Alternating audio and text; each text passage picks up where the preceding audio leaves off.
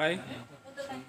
Bukber bersama UMKM Wiranesia. Yes. Santer. No.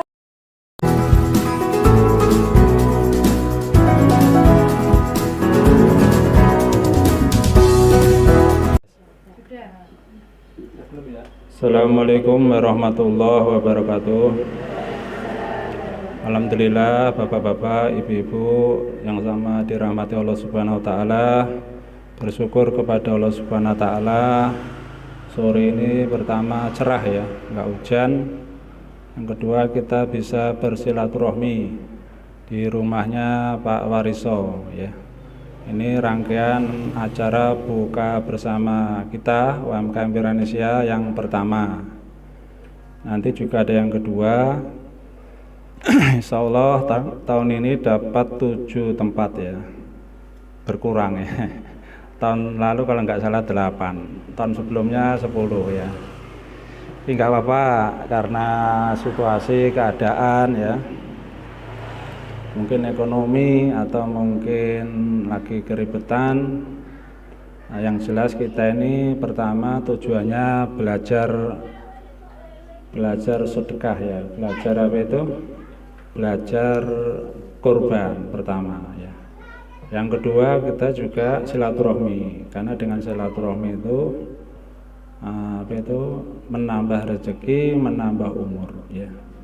Dalam artian bagaimana? Rezeki sudah ditulis oleh Allah Subhanahu wa taala ya. Nah, pas kita dengan silaturahmi ini ya, nanti Allah tambah. Allah tambah, Allah kurangi, terserah Allah Subhanahu wa taala. Demikian juga umur ini juga sudah ditulis oleh Allah Subhanahu wa taala. Tidak bisa dikurangi, tidak bisa diundur, tidak bisa dimajukan. Tapi karena ada silaturahmi, banyak cerita-cerita itu. Dengan silaturahmi Allah tambah umurnya, tambah secara real, betulan ya. Ini jatahnya mati, meninggal dunia, tapi dia silaturahmi, akhirnya ditambah. Bisa juga artinya tambahnya itu barokah. Barokahnya apa? Orangnya sudah mati, tapi kebaikannya masih disebut. Nah, itu ya, jadi kita belajar untuk berkorban, belajar untuk donasi, sumbangan, sedekah, dan silaturahmi.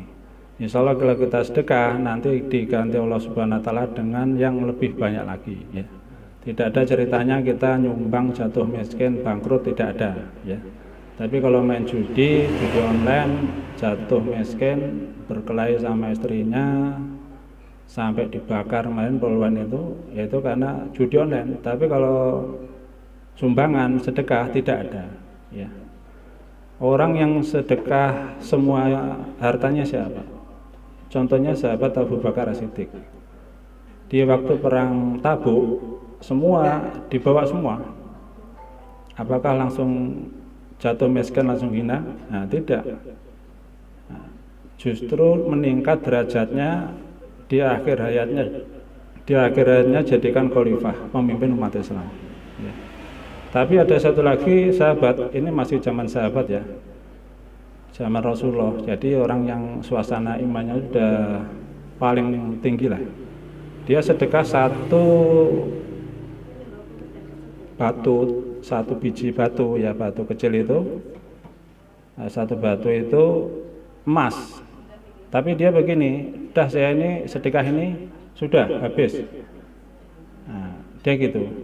Maka Rasulullah tidak senang. Ini sedekah kepada Rasulullah, tapi seolah-olah komennya itu apa? Perasaannya itu dia sudah ini sedekahnya habis-habisan.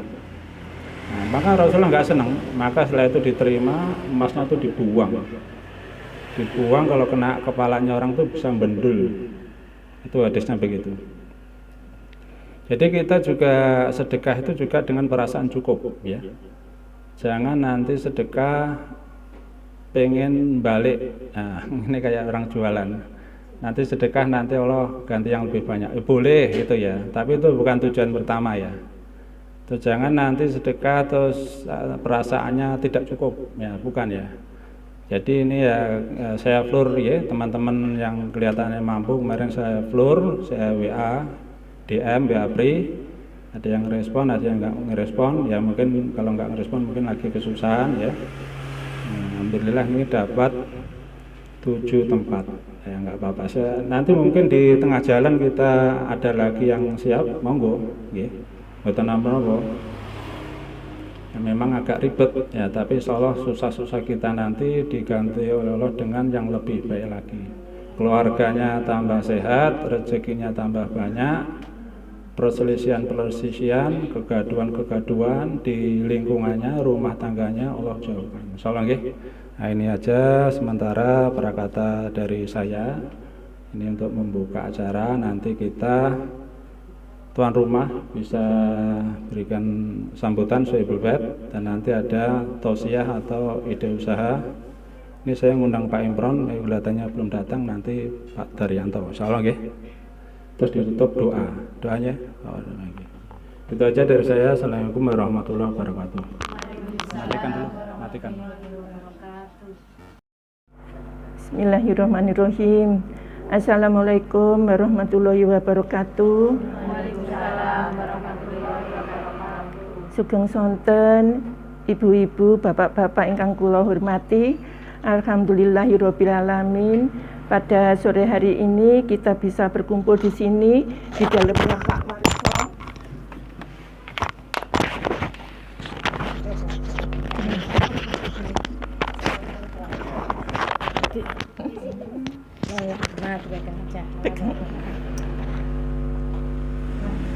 Alhamdulillahirabbil alamin. Pada sore hari ini kita bisa silaturahmi berkumpul di dalamnya Pak Wariso dalam acara buka bersama ya ibu-ibu, bapak-bapak. Alhamdulillahirabbil alamin. Kelihatannya semua sehat-sehat sedaya nggih. Mugi-mugi ngaten nggih. Ya, untuk itu monggo kita selalu panjatkan puji syukur kehadirat Allah Subhanahu wa taala yang telah banyak memberi kenikmatan berupa apapun ya, dan juga salawat serta salam kita haturkan pada junjungan kita Nabi Agung Muhammad Sallallahu Alaihi Wasallam yang kita anti-anti syafaatnya di hari kiamat nanti.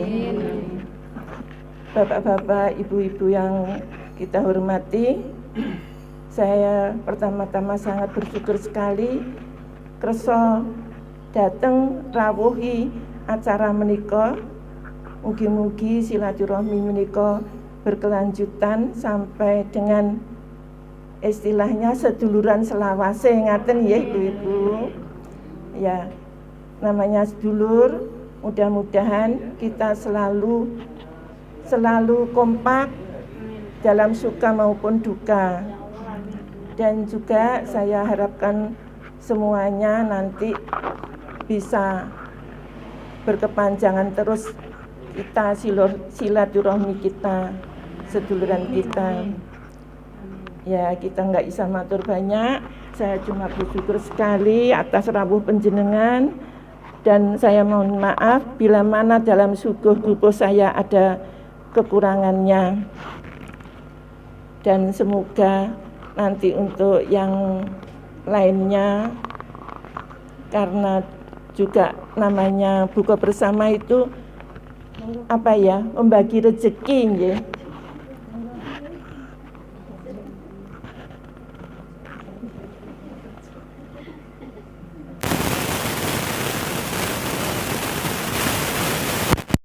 Alhamdulillah, la haula wala quwata illa billah, amma ba'du.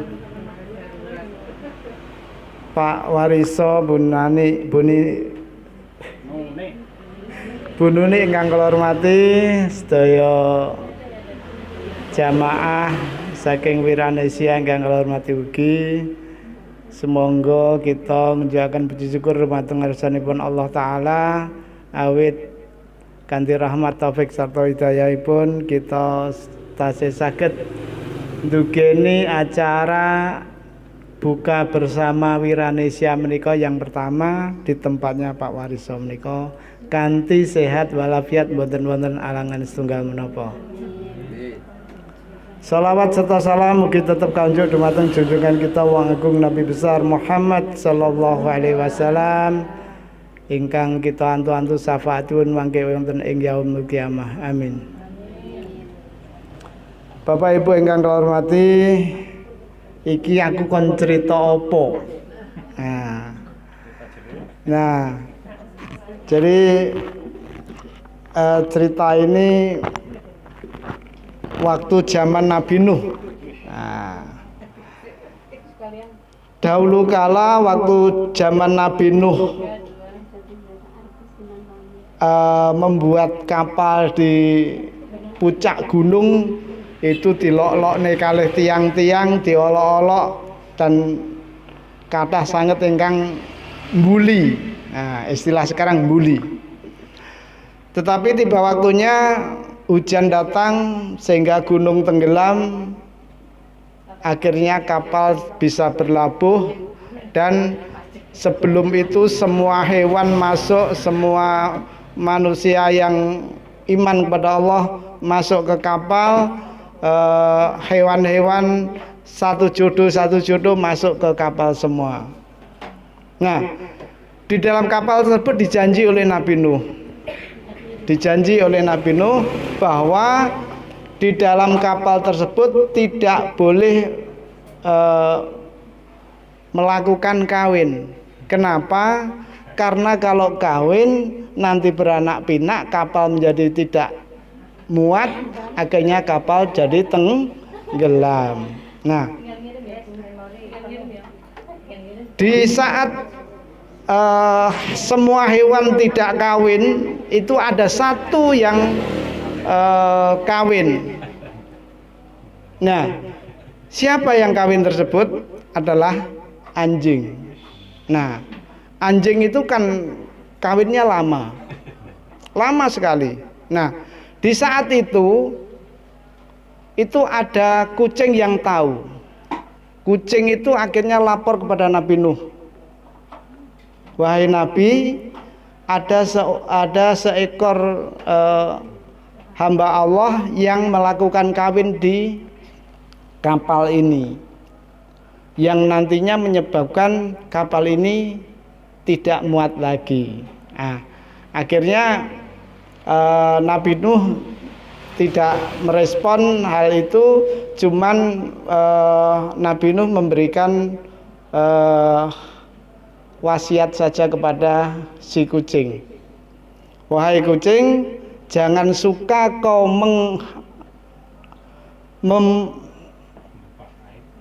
membuka aib saudaramu di saat orang lain tidak tahu. Nanti kau akan terbuka sendiri aibmu di mata orang lain juga. Nah, akhirnya apa? Tiba waktunya kapal banjir surut, kapal berlabuh, semua hewan-hewan turun dari kapal tersebut. Nah, suatu saat si kucing ini kawin. Nah, sebelum kawin, kucing itu meong-meong, bengok-bengok atau berteriak-teriak. Nah, akhirnya inilah sabda Nabi Nuh kepada si kucing bahwa setiap dia akan melakukan hubungan, dia bersorak-sorak seperti itu. Akhirnya semua orang tahu, semua hewan tahu bahwa kucing itu melakukan hubungan intim. Nah, maka itu kita ini adalah cerminan bagi kita bahwa kita jangan suka menyebarkan aib saudara kita. Kenapa?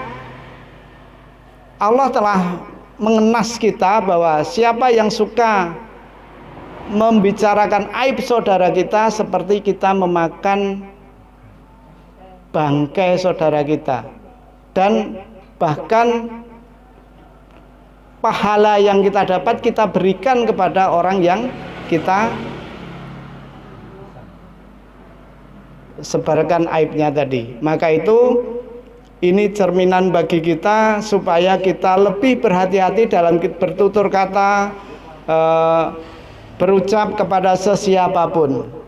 Biasanya ibu-ibuku nek ngomong nrocos kuatah sangat, nggih mboten. Dalam satu hari itu 200.000 kosakata, 20.000 kosakata.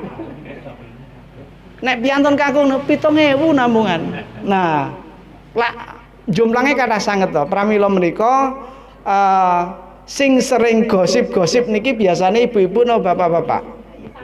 Sama saja.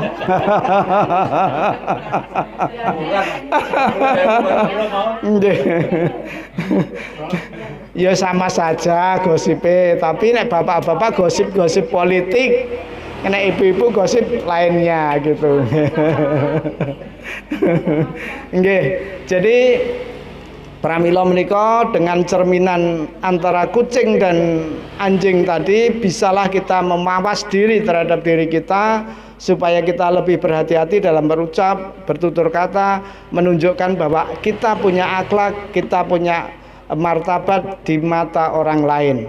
Dan maka itu berhati-hatilah kita berucap supaya kita lebih dihargai di mata orang lain. Dan saya berpesan pada Bapak Ibu semuanya bahwa di sini kita sudah uzur ya, sudah uzur, harus lebih mengendalikan diri bagaimana kita berucap, bagaimana kita berkata, bagaimana kita bersilaturahmi dengan orang, bagaimana kita banyak hal yang harus kita mawas diri, tidak seperti dulu lagi. Maka itu pesan kami sekali lagi, kita harus sering-sering mawas diri. Oke, sekian dari kami, ada kurang lebihnya mohon maaf. Billahi taufik wal hidayah. Assalamualaikum warahmatullahi wabarakatuh. Masya Allah, buka bersama Pak Dar. Ini yang seru-serunya nih, di video nih. Semua panas, bakso, lezat sekali, nasi limbah. Yo, esnya nih,